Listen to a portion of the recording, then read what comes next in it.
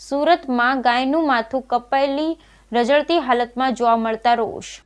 સુરતમાં ગાયનું કપાયેલું માથું રઝળતી હાલતમાં મળતા રોષ। ગુજરાતમાં ગૌવંશને લઈને છાસવારે આંદોલન થતા રહે છે। જો કે ગૌવંશની હાલત જોઈએ તેટલી સારી નથી, ત્યારે આજે સુરતના પાલનપુર કેનાલ રોડ પરથી ગાયનું કપાયેલી હાલતમાં માથું મળી આવ્યું હતું, જેથી સ્થાનિકો સહિત જીવદયા પ્રેમીઓમાં રોષ જોવા મળ્યો હતો। ઘટનાની જાણ થતાં પોલીસ કાફલો ઘટના સ્થળે પહોંચી ગયો હતો અને તપાસ હાથ ધરી હતી। પાલનપુર કેનાલ રોડ પર આવેલ LP સવાણી 4 રસ્તા પર મૃત હાલતમાં ગાયનું માથું મળ્યું હતું। ગાયનું માથું કપાયેલી હાલતમાં મળતા લોકોમાં રોષ જોવા મળ્યો હતો। તાત્કાલિક પોલીસને ઘટના સ્થળે બોલાવવામાં આવી હતી।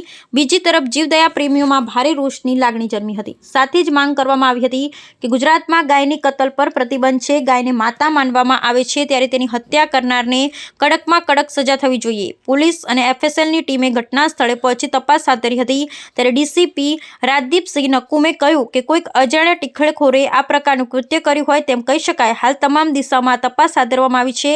આરોપીઓને ઝડપી પાડવા માટે ચક્રો ગતિમાન કરવામાં આવ્યા છે। Bureau report, Sunil Ganjawala, Surat.